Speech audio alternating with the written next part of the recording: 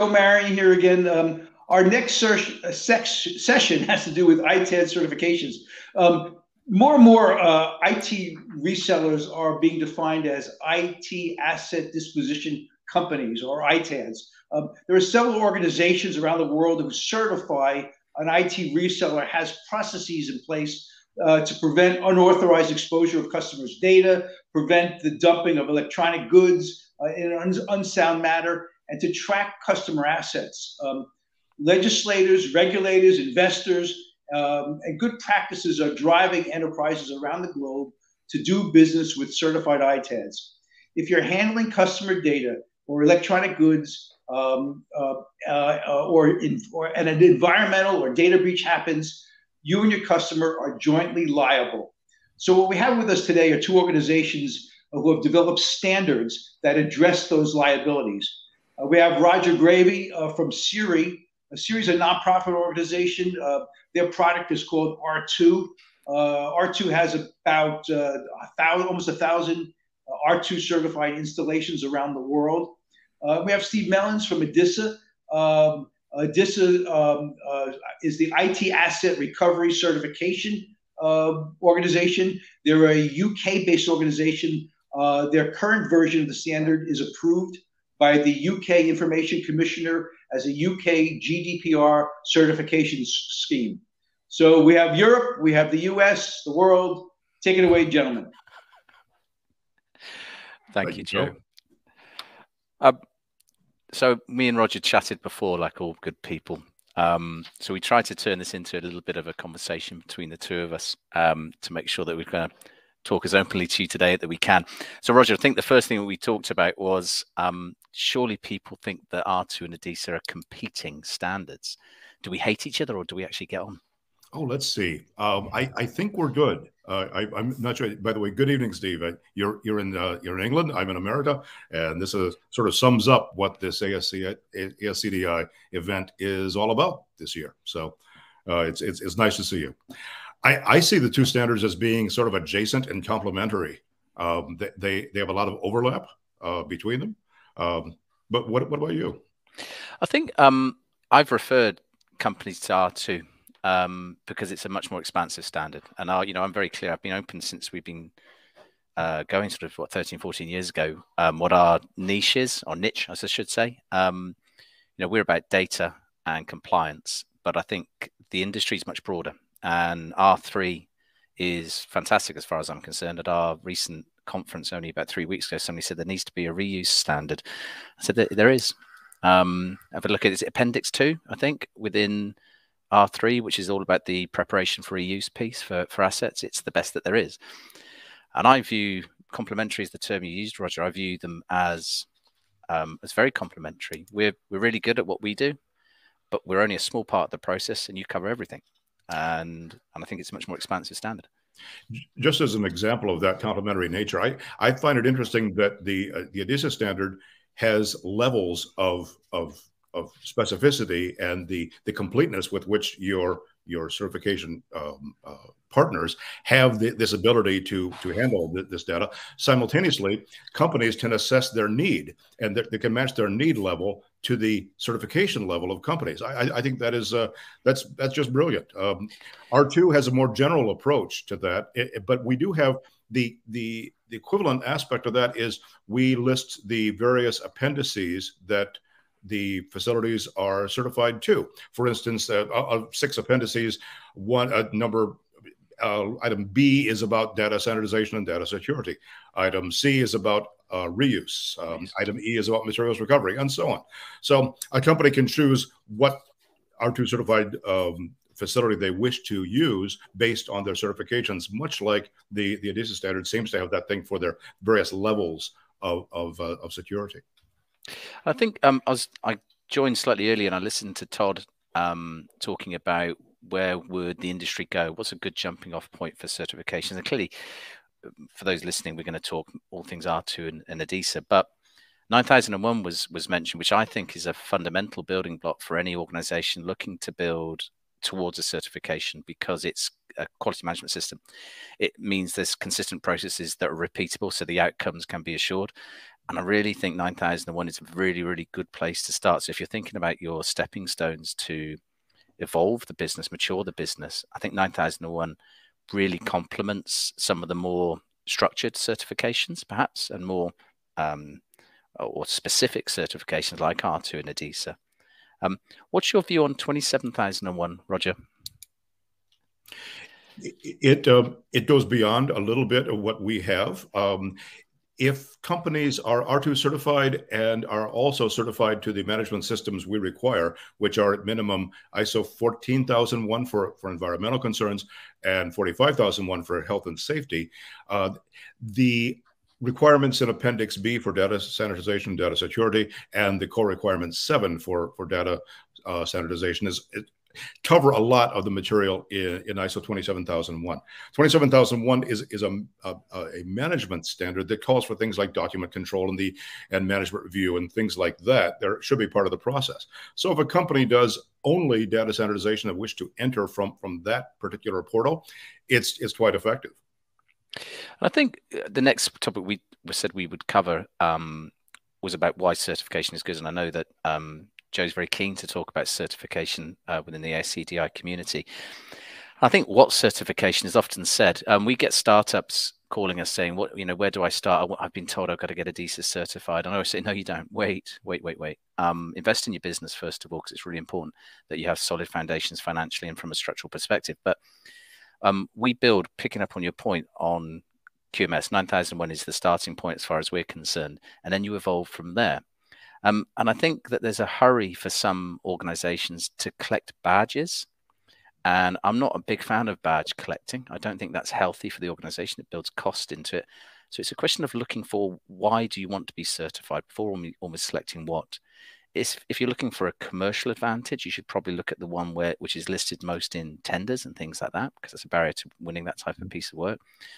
But if it's something that you're looking to try and have impact your business and make demonstrable change to business, I think looking at an industry-specific standard like R2 or ADISA is really useful, because it gives you those building blocks for best practice within the industry, whereas the ISOs are probably more generic because they have to be applicable to a butcher, to a banker, and as well as an ITAD.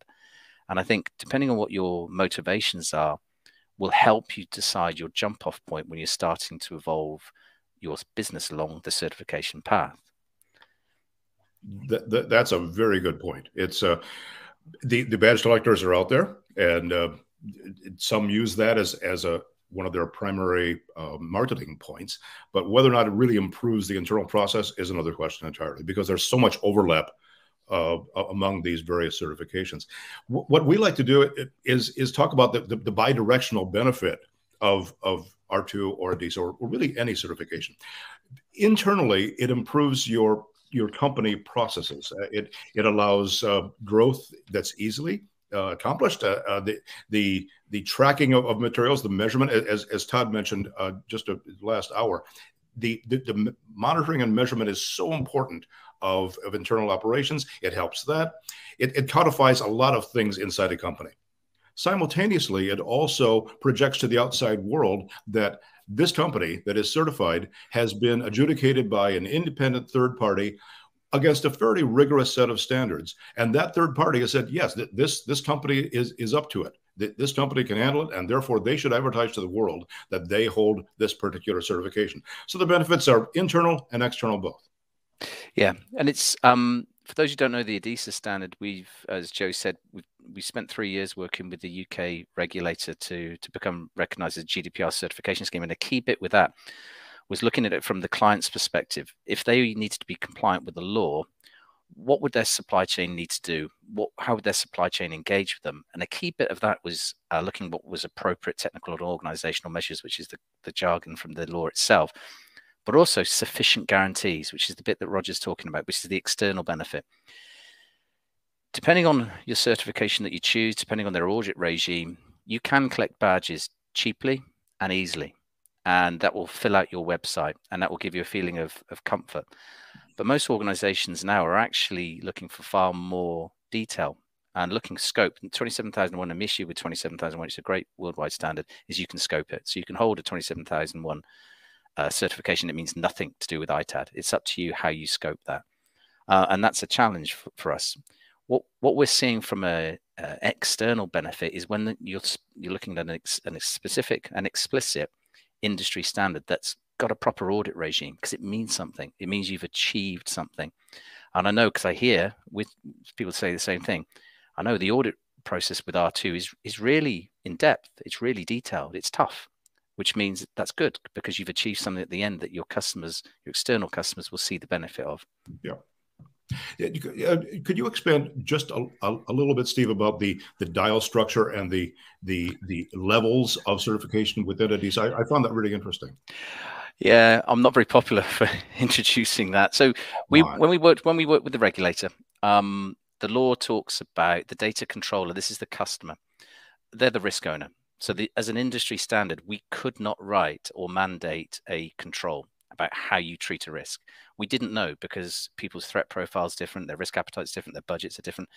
So we had to build a mechanism into our standard that allows the customer to make informed decisions about how their service is structured to manage risk to a commensurate level based on volume of data, categories of data. You get the idea. And so we came up with something called the data impact assurance level, which is entirely new, but it is based on an old document from GCHQ over here, which I had sight of, which is about business impact. And this enables customers to make they have to answer 5 questions. That's all. Our tagline is 5 questions to GDPR compliance within ITAD. It's not a massive undertaking, but they answer 5 questions on threat, risk, volume of data, category data, and then impact of a data breach. And it gives them a rating, 1, 2, or 3. And that enables you as an ITAD service provider to customize your service delivery to meet that. And that's within the standard. So a good example is physical security. So if I'm a dial 3, which is a higher level of customer, higher expectation, higher risk, I'd expect more physical security than if I was a dial 1. And that enables them to have a higher level of confidence that your physical asset and the data at rest on that asset is being protected from a physical threat adversary, more so than if it was just a level 1 facility, for example, where it might just have a single skin. But that was the concept that we wrestled with for a long time with the regulator, because we're an industry standard. We were an industry standard. And to comply with law, we had to reach into the client more to get them to engage in this process and make the tail be wagged by the dog, not the other way around, which was how it was traditionally for us. The complementary R2 aspect to that is that a number of places in the standard hold the requirement of some sort of assessment, data sanitization or security assessment, an occupational health and safety risk assessment, things like that. And then based on the results of that assessment, sometimes done by an outside assessor, the requirements then are applicable or not applicable to this specific R2 facility. It seems to work because, much like yours, it can be tuned precisely to the operational needs of the facility internally and the needs outbound to the community and to the workers and environment and things like that. And I think, and all of this is exactly about the maturing, even of the certifications. I mean, R3 is way better. I think Standard 8 for us is way better than the previous ones, because even certifications are evolving as the industry evolves and as the expectations we can place on the industry. Because if the customers don't care, I think, again, it was Todd Wright said previously that customers are going to be expecting certifications. So previously it may have been slightly fire and forget, don't care, just lowest bid or highest bid, depending on your perspective. Whereas now they're getting more in tune with their own exposure from using the supply chain in this way. And so by having more expansive expectations from customers, certifications can expect more as well. So we're seeing that gradual improvement of the sector, customers maturing, becoming more aware of risk, industry becoming better, more professional, more aligned to providing a service, not just a reaction to the need of get rid of some old equipment. And certifications are evolving as well. The work that we've both independently done enables us to have a little bit more structure, I suppose, to the sector as a whole. Best practice is detailed in certifications. Industry complies with it with a rigorous audit process, and the customers see the benefit. Because if they don't see the benefit, it's kind of a vanity project. And so I think what we're trying to really do is drive improvement into the sector as a whole. But we have to do that all together. I don't think it's all certifications. I think it's all about working together towards a common goal. Where do you think, and we had a good chat on with the prelim, Roger, where do you think the sector is today, and where do you think it's going? Is it a good time to be an ITAD, do you think? Yes, it's a balance between the traditional non-ITAD electronic recycler that relied mostly on the value of raw materials being recovered out of old devices, and now the ITAD sector, where it aligns with the R2 hierarchy of responsible management strategies, which calls for reuse first and then recycling underneath that. So it is a significant growth time. As Todd mentioned, the deployment of millions of devices into individuals' homes during the pandemic was part of that, to the control of those devices, and now the recovery or the update of those devices. Are they updated on site? Are they updated in a central hub? All bunch.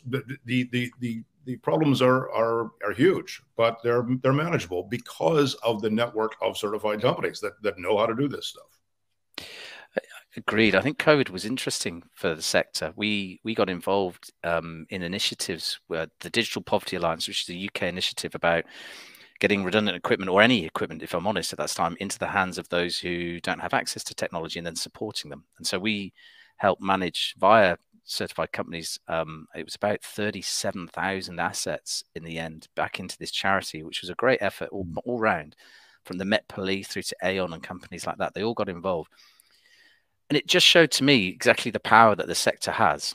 You know, there are too many people. I use a British term, we're the dustmen, which would be the trash guys for you guys in the States. You know, we just collect waste. We get rid of old stuff. Nobody cares. I hear that all the time. Nobody cares, Steve. They don't want to pay for this service. Well, if they've not had to pay for it historically over time, to get them to pay for something without building value is going to be really difficult. And I think the value proposition for ITAD today is greater than I've ever seen it.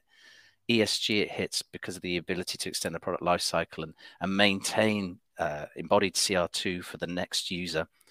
Security, you know, data wiping or data sanitization is far more complex now than it ever has been. Some of the standards and guidelines are not perhaps the only silver bullet solution that there is, and they're weak in certain areas. So having the right vendor in that area is really, really, really important. And we know, because we've got a test lab, we know some of the variables within the product sets that are deployed.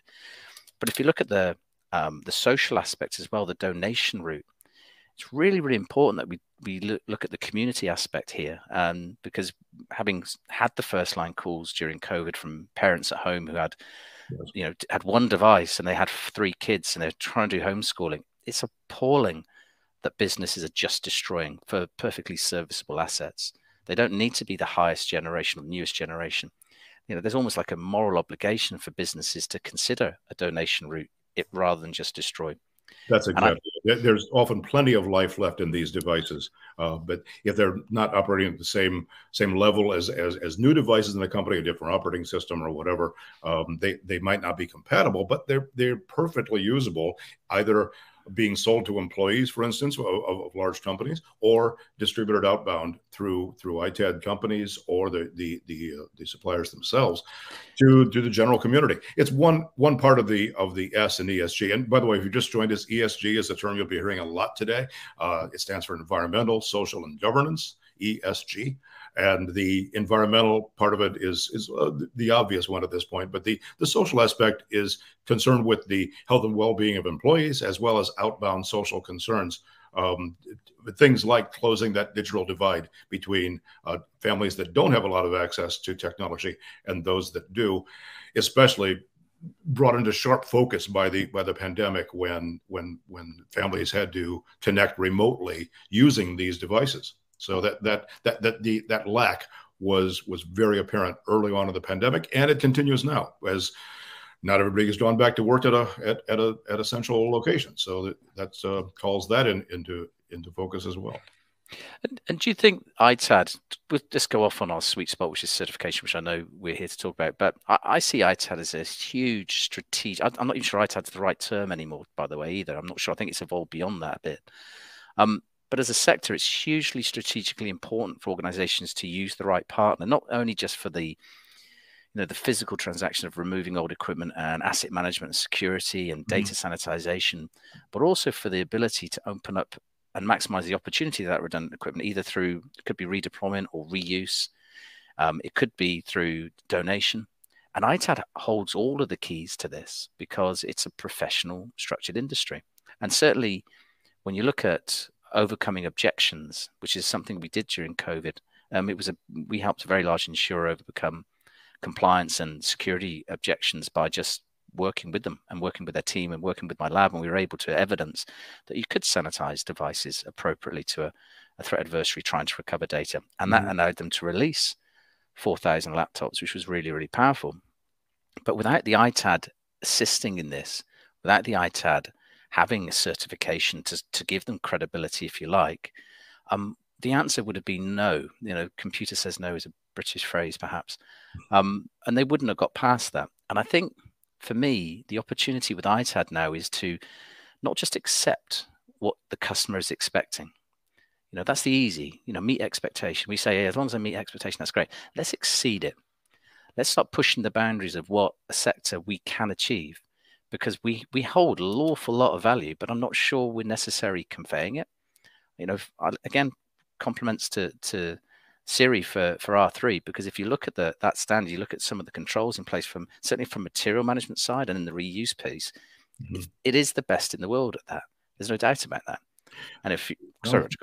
Well, thank you. I appreciate that compliment. We had a question come in, by the way, that's sort of aligned with that, about how do you find a downstream chain in a country as big as the United States, for instance, and the answer speaks to your statement just there, that the R2 certification process allows a company, once certified, to be listed in a database. That database can be searched. It's free. It's open to the public. It's on the sustainableelectronics.org website. And that search can reveal not only someone geographically close to you, but also what they do, the things they are certified to. So if your needs are for data sanitization and they're not certified to Appendix B for data sanitization, you should keep looking. So that's just one of the ways the new version of the standard has addressed that problem. And by the way, the standard itself, much like yours, Steve, was developed over a long period of time. I was part of the committee that helped write it, as was Reich. Reich Sandlin was one of the chair people of that committee that wrote the R2 standard, and I followed him as one of the co-chairs. And it's made up of about 30 people in three groups. One group is for the equipment manufacturers and corporate interests in the process. The second group is for governmental agencies, consultants, and others. And the third group is the facilities that are actually about to be audited to that standard.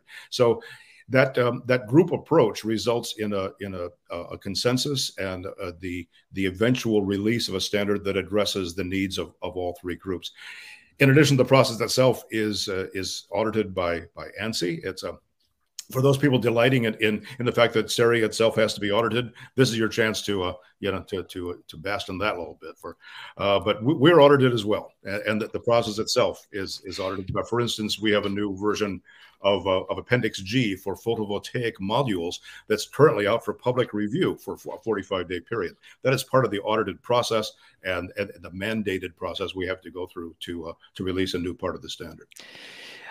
I'm such a hypocrite. I'm laughing as you say that you're being audited as well, because we are as well. We get audited by UCAS, and it's horrendous for all those people who are on here. We feel your pain. So it really is. I mean, if you come out at the end of it and you feel that you've achieved, I mean, we did have a few drinks at the end of our initial audit 9 or 10 months ago now, and we just passed our renewal, our 6-month surveillance audit as well. But it feels like you achieve them. Going back to certifications, you know, we're certified by these guys. We have a master. We're not able just to operate autonomously. And that's part of the benefit of probably some of the maturer certification schemes, because you can almost buy some of the ISOs. I think we all know that the dirty secret of getting audited remotely is not necessarily what you want to do. When we get audited, it's painful, but we put ourselves through that to benefit everybody, because hopefully it means it's meaningful. And if it's meaningful, it's credible. It's credible. There's more value in it for those who are certified by us.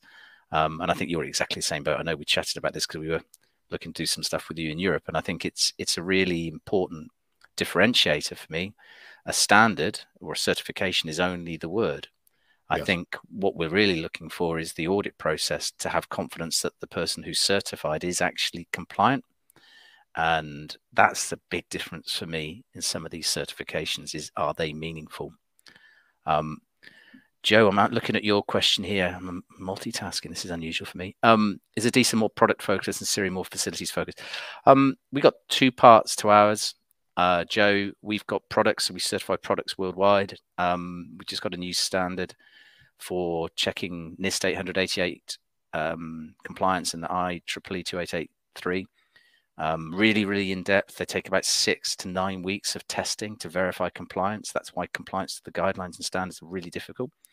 But we do audit facilities from a security perspective as well. But our standard for the ITAD facility is really about security and data protection. It's not as expansive as the R2 standard. The other half of that answer is that the R2 standard is outcomes based, but it is focused by facility level. Sometimes there could be campus allocations if companies have more than one location, that could be done. But the R2 standard is based on the outcomes that we see as best practices for the industry, and the way to get there is following the requirements. Yeah. Joe's other question is, are auditors available now? They were not during COVID. It's a great question. We've got our own audit team. Yeah. So our guys are still here. Auditing, we were even then. We tried remote auditing, didn't really get on with it. So we did COVID staged audits, which wasn't great, but they were the best that we could do. Everybody's opened up as far as I'm concerned now. Roger, I'm sure you guys are the same. It's back to business. It is. We found that there was a limited amount of success with remote auditing. It meant that auditors didn't have to sit at a conference table for 8 hours at a time asking for document A, document B, document C.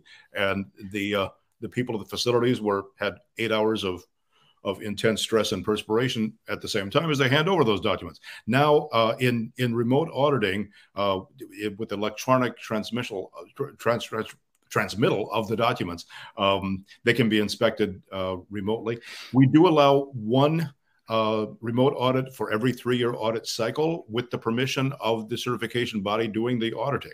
Not everybody is qualified for that, so that's a post-COVID change to our system. Not everyone is on site, but the stage one, the initial audit is on site. The auditor can take a look around and find out what actually goes on in the facility. And it's a good point you made, because we learned from remote as well. We even had headsets with some GoPros on the headset that we sent out to somebody to see if we could actually put boots on the ground virtually. And it didn't really work for me, if I'm honest. But what we have done is pull a whole chunk of our audit out. Can we do it remotely? Yes. You know, the tagline is, you don't want to see the top of an auditor's head. That's a waste of everybody's time. So all the paperwork assessment and evidence and sampling we do off-site. When we go on site, it's boots on the ground and get amongst it. Let's see how the ITAD's operating. Let's see how the guys are familiar with their roles and their tasks, so that we can be assured of the outcome at the end, which we hope is, you know, sanitized devices being tested appropriately, going into the right hands, all being recycled appropriately. So yeah, it's a good lesson from COVID that you can do parts of your auditing remotely. Yes. But you still need boots on the ground. And the other part of that question, there are auditors available. It was a little bit stressed because of the transition process from the old version of R2 to R2v3, but that window closes on June 30th, and the old version of R2, called R2 2013, is no longer accepted as an R2 certification.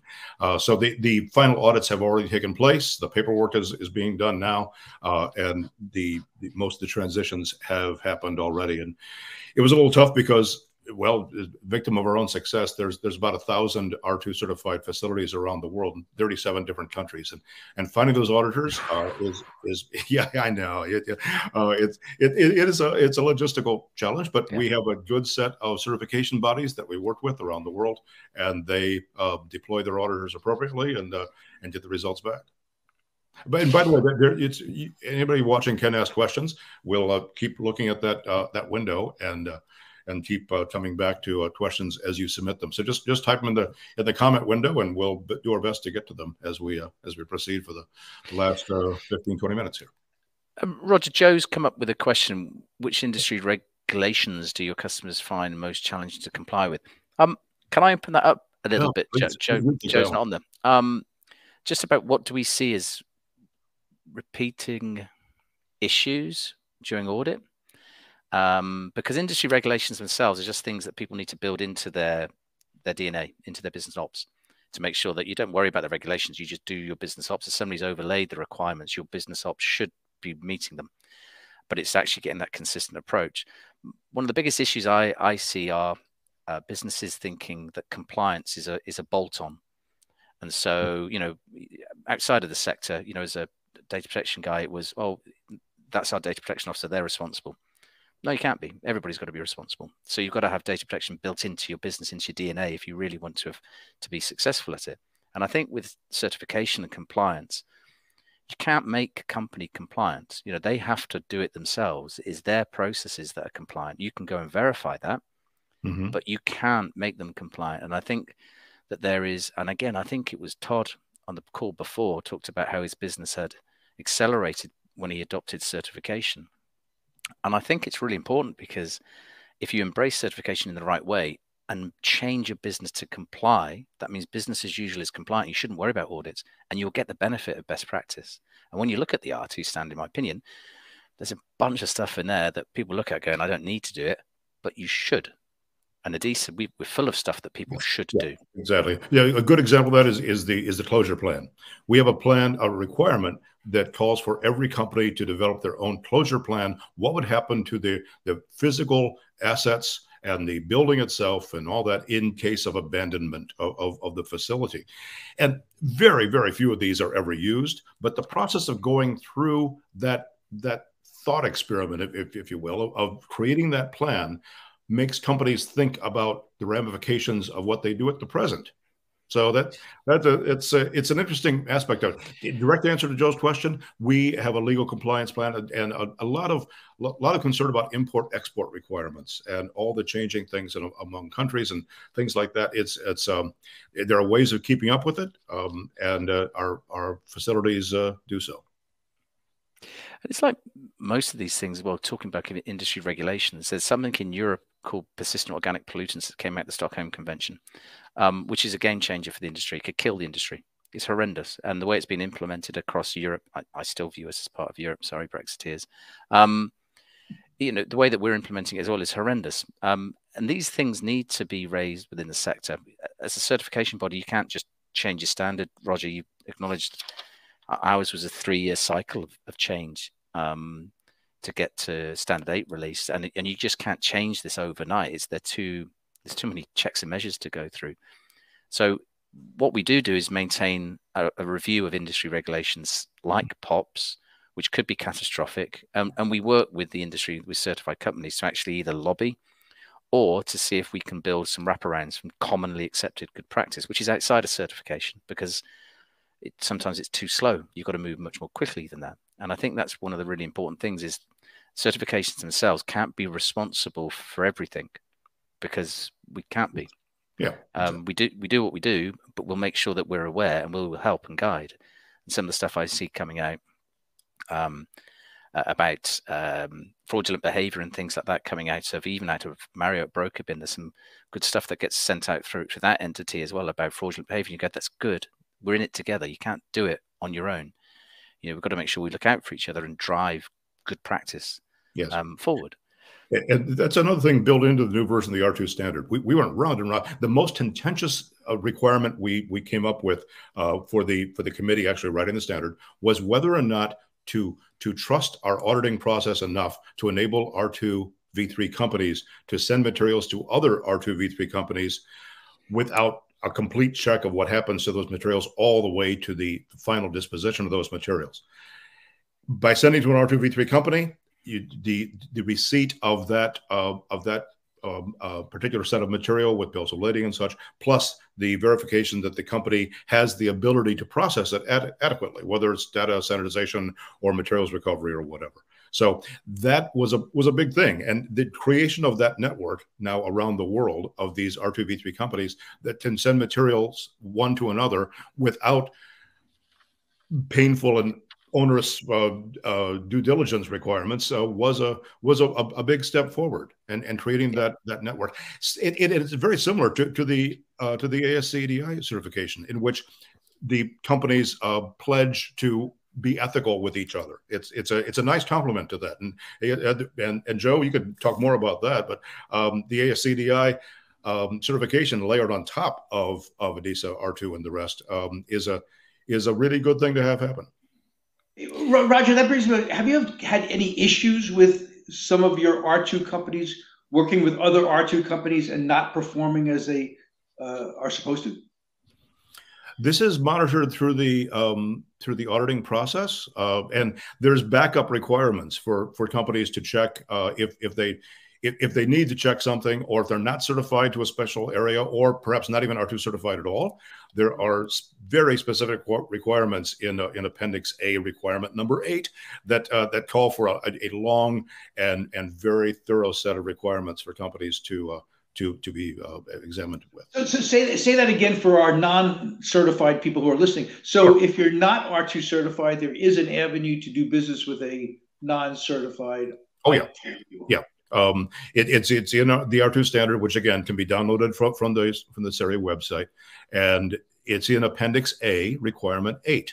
If you're not R2 certified, there's a set of requirements for each of the areas, for test and repair, for data sanitization, for materials recovery, things like that. So there is a way to work with R2 companies if you're not certified yourself. But by doing this, you're getting closer and closer to being certified. So that's another benefit of the process, that we wish to promote best practices throughout the industry to those companies certified and not. We have just about 5 or so more minutes. Just, I asked you guys not to make this a sales pitch, but, and you've done, matter of fact, I think, Roger, you did a great job telling us about ADISA, and Steve, you did a great job telling us about SERI. Tell us about yourselves. If I'm not a certified ITAD, what do I got to do? How onerous is it? Is it worth the hassle? It's a good question. I always ask them to talk about their business, what they want from their own existence in many respects, because I like a long-term relationship with people. You can convince people and sell them to get certified, and they're not motivated to really make the changes or even embrace it, and it becomes more and more difficult. If they want a badge, that's great. There are other badges perhaps to have, or they can go along the process. But if they want to improve and they want to add value to their customers and they want to engage with their customers and start talking about the difficult stuff, then certification is not a nice to have, it's a must have. You peer-to-peer engagement with other R2 companies, other ADISA companies, it's really important, because it's how the industry evolves and how we learn from each other. And I learn all the time. And, I think anybody who says I can't learn, you may as well give up. There's such a lot of change happening that certification is a must have, in my opinion, if you want your business to evolve and you want your business to grow, and not just financially, but grow in its own status, its professionalism, and its value to its customers. Isn't it nice to be able to say to your neighbors that I'm not a used junk dealer? I'm an environmental protection agent. I'm an agent for protecting the environment. I mean, it's a nice way to. It feels better at a cocktail party. Exactly. It's simultaneously protecting worker health and safety and protecting the data of the customers. So all three wrapped together is a good thing. And again, different standards have different strengths for this. And it's the idea of being certified itself and going through that process and